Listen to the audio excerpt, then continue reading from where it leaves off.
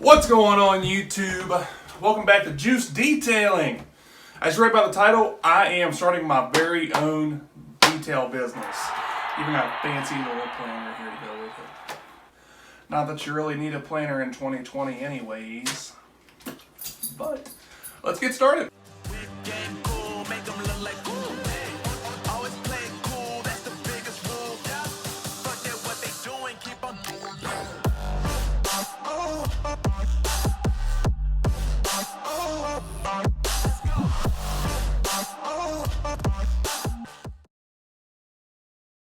So at a pretty young age, I'd say around 12 or 13 years old maybe, is when I was first exposed to car detailing.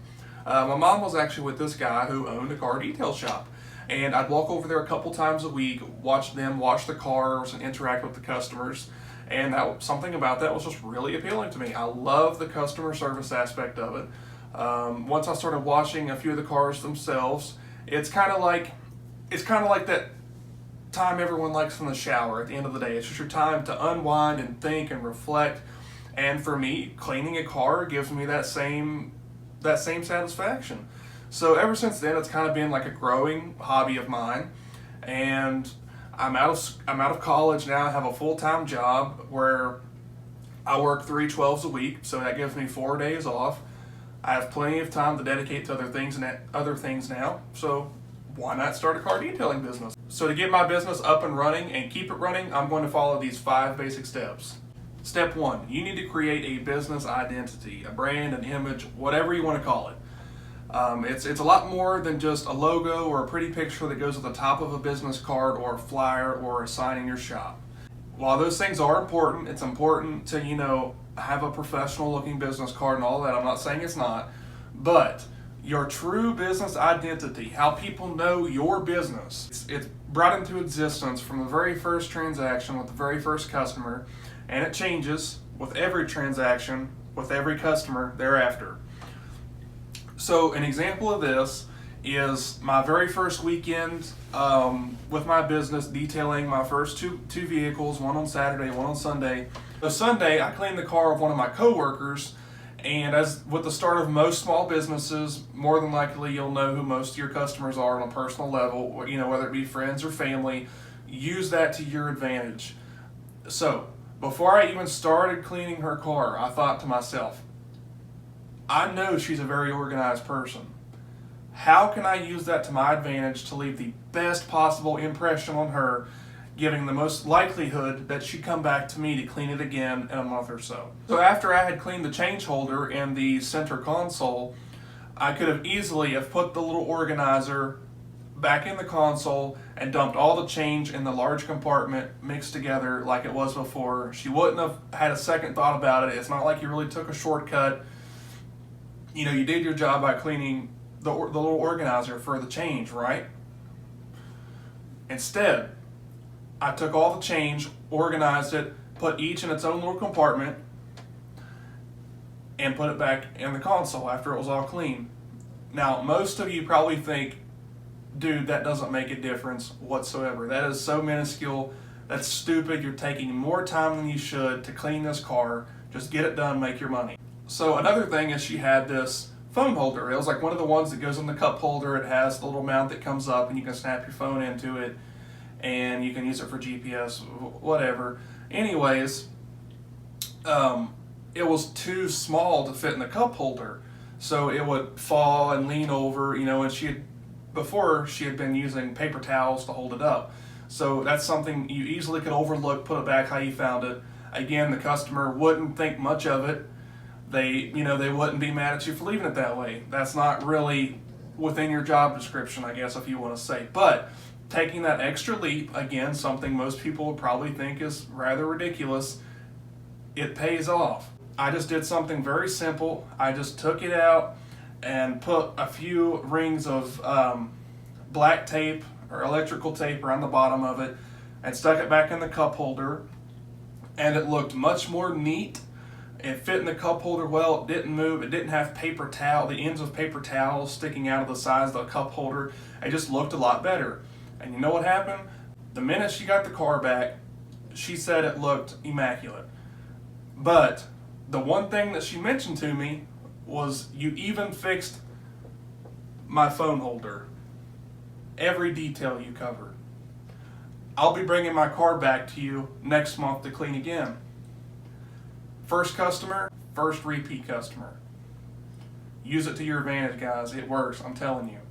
But that's just another small example on whatever small business you're in, find some way to make your stuff just a little bit better than someone else's, a little bit different than someone else's, because that's going to make the difference between you getting their business next time or someone else. That's how you create your image or your brand, is people know you as that guy or that girl who takes the extra, who goes the extra mile, who makes sure everything is perfect, that they did the best possible job they can do. And that's how you want people to know you and how you run your business. With that being said, why the heck is this step 1 if it doesn't even come into effect until your first customer? Because you need to be thinking about these things before you even launch your business to give it the best possible boost it can have when it starts. Step 2 is getting supplies. A lot of small business owners think you need the most high-end expensive equipment or the most premium products to get started with your business, and it's simply just not true, guys. For an example, for a car detailer, it would make your life a lot easier to have a carpet extractor, an air compressor, or a steamer. It'd make quick work of some things that take a lot more time without those tools. You know, this last detail I did had a sucker stuck in the cup holder. Yeah, a steamer would be awesome for that, but I don't have one. So I just use a crap load of all-purpose cleaner and a microfiber towel, and it takes, 4 times as long, but it looks relatively the same when it's done. Take the extra time, guys. You don't need expensive equipment to start. Just get the basic ones, do the best job you can with them, and your business will grow, and one day you'll be able to afford the expensive and the nicer equipment. Step 3, setting prices. So you've got all your supplies, and now you're ready to figure out how much you want to charge your customers for either your product or your service. And the quickest way to do that for either one is to really just look around you at how much other people are charging for something similar. So an example for like a service-based business, say I want to start a lawn care business. Anytime I just drive down to the gas station and back, I probably see 3 or 4 signs for lawn care. You could call one of their numbers and get an estimate and just do that for several different people and kind of get an average or a trend of how much these people are charging you, and really use that to go off of to create your own prices. Now just realize some of these people that you might be talking to, inquiring about their product or their service, they may have been around for a while, so they've really built up their clientele and their identity. So sometimes they can get away with charging a little bit more because people know they have a premium service, whereas you don't really have a track record yet. So sometimes, and in my case as well, for car detailing, you have to charge a little bit less. And this just really allows you, I think it's the best idea until you can get a little bit of a clientele built up and you really build your own track record. Then you can slowly increase your prices from there. But don't rip people off. And again, I'm going to be making another entire video on pricing alone, so I'm probably not going to go into it too much right now with the exact numbers. I'm just kind of giving you guys the gist of why you might want to charge a little bit less to start, how to get that baseline price, and where to go from there. Just if you're not subscribed yet or you're new here, be sure to go ahead and subscribe, turn on the little bell, so you guys will get notified whenever those videos drop, because that will be rather soon. Step 4 is finding customers. Now that you know what kind of product or service you want to provide, how you want to provide it, you have the supplies to do so, you have the pricing worked out, how do you find your customers? So after talking to a few other small business owners, they've all told me the best way to start your business is just by telling your friends and family about it. It's nice to make a Facebook page and stuff like that, but really it doesn't do much until you get a little bit of traction, simply because me personally, I don't have money to dump into a whole bunch of ads to advertise my page on Facebook. And really, word of mouth, it spreads like wildfire. So just tell your friends and family about it, tell your coworkers about it. And this is when those business cards come in really useful, guys. they don't have to worry about pulling their phone out and typing in your number and putting in your contact and all that. It's just very easy. It's professional looking, and friends and family are usually always very supportive, and they're not going to be the type to haggle with you on your pricing. It's just a very good smaller population to plant that seed of starting your business in, because they're going to tell all the people they know, and then they'll tell all the people they know, and well, maybe not all the people, but they'll tell quite a few people. You get where I'm going with this. And once your business starts to get a little more traction, that'd probably be an okay time to get a Facebook page and start doing that. But until it gets moving a little bit and you get a little bit of track record, for a detailer, you get some before and after pictures, and you can show people the kind of work you can produce. I'm not too worried about online marketing and stuff right at this moment, because I just don't feel like it's going to produce a lot. But as soon as I get a little more traction, that's definitely something I want to look into. Step 5, plan moving forward. So how big do you want your business to be?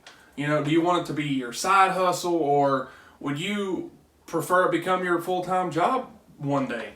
You need to sit down and make goals for your business and strive to meet those goals. It gives you something to work towards.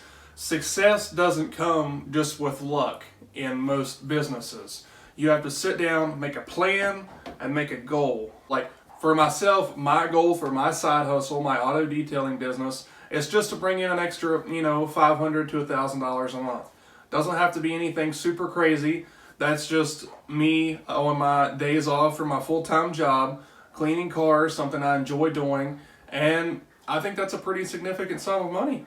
So that's the main reason a plan is so important, is you really need to think of how big you want your business to be and how much you want to scale upward. Do you just want to make, some craft and sell it to friends and family and go to the occasional, arts and crafts show and sell there? Or do you want to make different little crafts and have a whole online store on Etsy and become, a really big Etsy store? All right, guys, and that's my 5 steps for how I plan on getting my business up and running, keeping it going. If you've enjoyed, or if you found any part of today's video helpful, be sure to drop a like. It helped the channel out tremendously, and I'd appreciate it. Leave me a comment. Leave me a comment if you're a small business owner or you plan to start a small business. Let me know what your business will be. Let me know how you started out. Any tactics, strategies, tips for me, anything. I'd appreciate it. Just help me out and other people watching the video. But yeah, that'll be it, guys.